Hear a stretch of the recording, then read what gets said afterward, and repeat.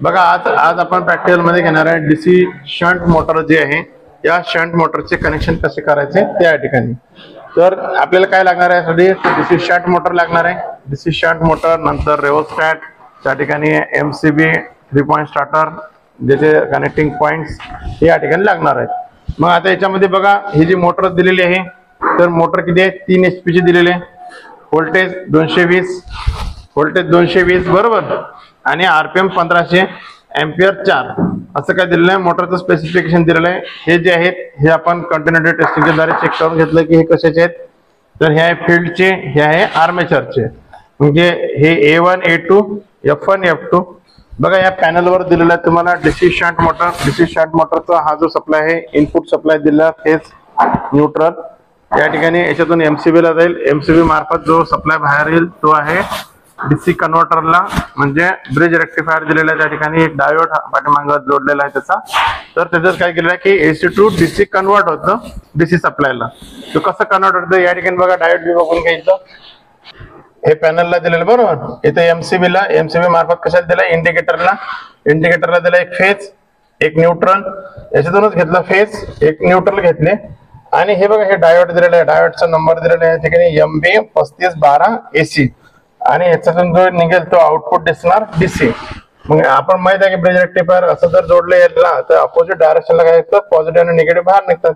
त्याला बघा इकडनं असं जोडलंय आणि याच्यातून अपोजिटला बाहेर काढलं तर हा घेतला पॉझिटिव्ह हा घेतला एक निगेटिव्ह। तर जो पॉझिटिव्ह आणि निगेटिव्ह घेतलाय आपण या ठिकाणी तर तो काय लावतो जो पॉझिटिव्हला लावलेला आहे तर पॉझिटिव्ह साईडला आणि निगेटिव्हचा लावलेला निगेटिव्ह साईडला। तर हे जे दिलेले आहेत बघा अशी डायग्राम असताना या ठिकाणी armature A1 A2 F1 F2 तर जे आर्मेचर A1 A2 जे आहेत तर हे इथं लावलेले आहेत A1 A2 सॉरी इथे F1 F2 आणि इथं A1 A2 आहे।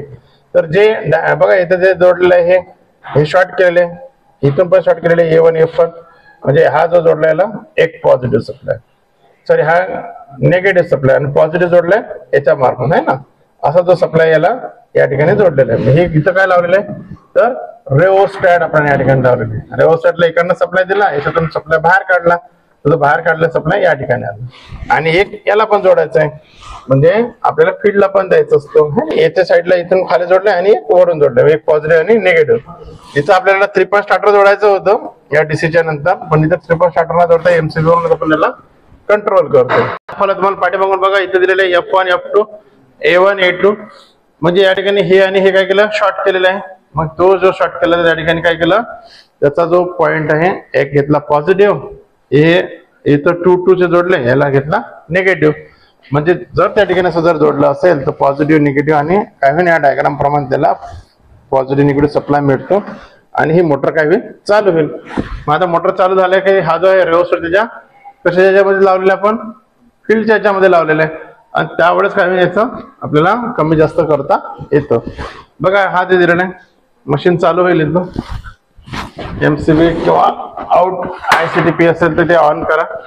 ऑन केल्यानंतर इथं चालू होईल ठीक आहे। हळूहळू काय झाली मोटर स्टार्ट झाली। मोटर स्टार्ट झाल्यानंतर आपण काय करू शकता जे रेजिस्टन्स आहे ते वाढवा किंवा कमी करा ठीक आहे। दाखवा आरपीएम मीटर घेतल्यानंतर बघा किती आहे याची स्पीड 1218 1300 1400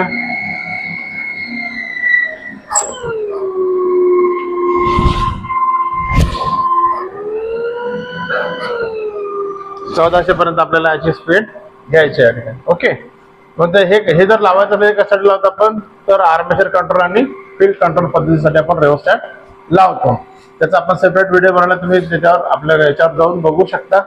पण आपल्याला फक्त चालू करायचं होतं म्हणून या ठिकाणी केलं आपण तुम्हाला हा सप्लाय या ठिकाणी चालू करून दाखवतो ओके। हे जे जर लावायचं असेल तर आपल्याला फील्ड कंट्रोल किंवा आर्मेचर कंट्रोल फील्डच्या सिरीज मध्ये जर जोडलं तर फील्ड कंट्रोल होतं आणि आर्मेचरच्या सिरीज मध्ये जर जोडलं तर आर्मेचर कंट्रोल पद्धत होतं। अशी जे आहे हे डीसी शंट मोटर या ठिकाणी आपण चालू करून बघितली। नमस्कार, या ठिकाणी जर का समजा तुम्ही चॅनलवर माझ्या नवीन असाल तर त्या ठिकाणी तुम्हाला जर व्हिडिओ महत्त्वपूर्ण वाटत असतील तर आपल्या मित्रांपर्यंत नक्की पोहोचवा जेणेकरून त्यांना इलेक्ट्रिशियन बद्दलची माहिती होईल आणि त्यांना प्रॅक्टिकल संदर्भात जर काही त्या ठिकाणी अडचणी असतील तर त्यांच्या सुद्धा सॉल्व्ह होतील। आणि जर तुम्हाला काही नवीन माहिती किंवा जर काही विचारत असेल तर कमेंट मध्ये नक्की सांगा म्हणजे जेणेकरून मी त्याच्यावर नवीन इन्फॉर्मेटिव्ह व्हिडिओ बनवेन. परत एकदा सांगेल, चॅनलला लाईक करा, सबस्क्राईब करा, आपल्या मित्रांना नक्की पाठवा.